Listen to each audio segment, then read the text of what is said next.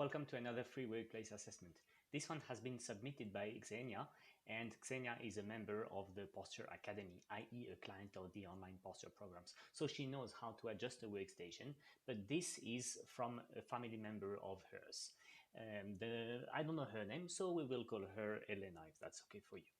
Okay, as always, we start in the feet and we climb upwards. This is posture rule number 3, stating that the body is something that starts on the ground and goes against gravity. Hence, it needs strong foundations to be healthy. And therefore, the posture analysis has always to start in the feet. Here we see that there's a footrest here, and that type of footrest has two main features. One is that it's a tiltable footrest, which honestly is not that useful, because a footrest is meant to replace the floor, so it should just be flat, big, and horizontal. When it's used like this, you know why not, because it's not going to tilt in every direction. But the risk, if you start playing with it, is that you increase a bit the strain in the ankle. Of course, that's not going to happen if the movement is small, but if the movement gets too big, you might have the same effect as actually if you wear high heels. And the other thing on this footrest is, you see the surface is made of plastic bubbles, and when you wear flat shoes like here, it's not a problem.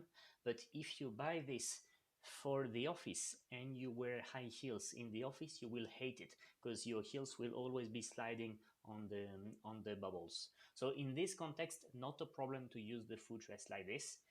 In other contexts, be careful with this very model. Now, if we climb upwards, we actually see that there's a gap under the thighs at knee level. What does this mean? This means that the footrest is actually a bit too high. If I remember well, this one can be adjusted in 3 positions. There's a mechanism underneath, but right now it's a bit too high, which explains the gap here. The chair, it should not be any deeper. You see there's not much space here behind the knee, but the lower back seems to be supported, so all good. But really the chair should not be any deeper. I don't think that the seat pan can be shortened further, so we leave it like this. But be careful when you buy a chair that the seat depth is actually a bit shorter, like 2 centimeters shorter than what you can see here. Now, if I move to the lower back, I'm happy to see that the lower back is well supported. What's less, say, satisfactory is that I also see that the bra band is supported in the backrest. What does this mean? This means that Helena is sitting slightly slouch like this, yeah? And that will lead to forward head posture. When you sit properly, I'll check the video at the end of this one, which is on how to fine-tune your sitting posture.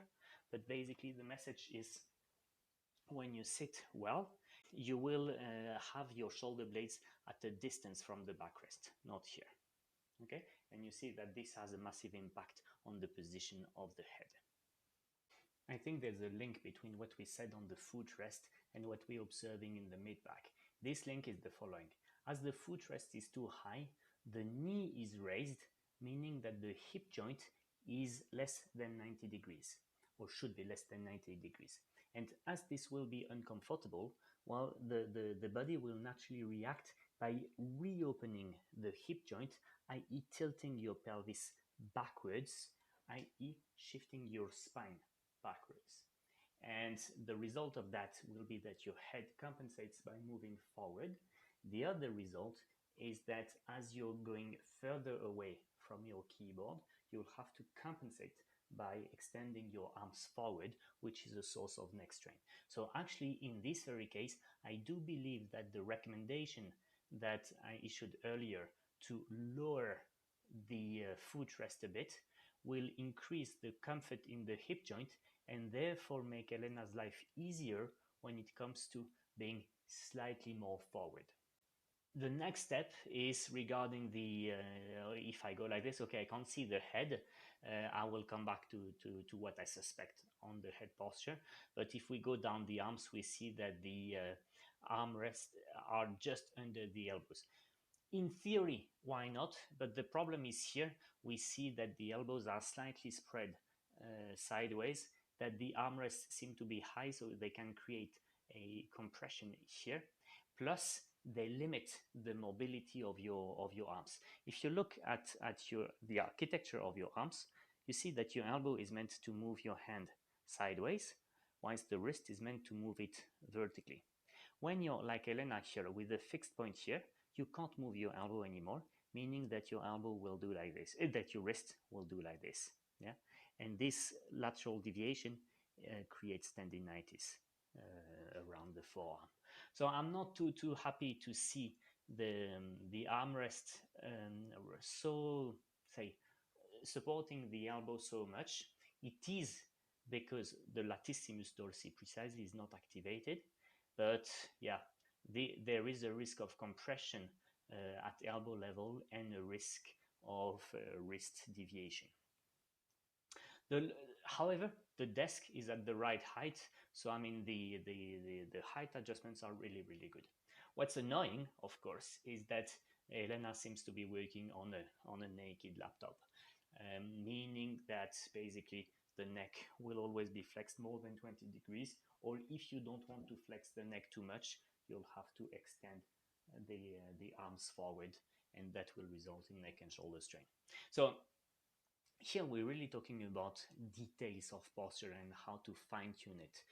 It's far from bad, but if there would be one thing to improve urgently, so to say, would be to get a split keyboard and a split mouse, so that the laptop can be used as a mere screen. Basically, you want to have the keyboard and the mouse right under your fingertips and raise the laptop a bit, so that you can avoid flexing the neck too much. Of course, I'm talking about a workstation to work for, yeah, a decent amount of time per day. If you're just doing your admin 15 minutes a day, don't bother with that. 15 minutes is not a lot.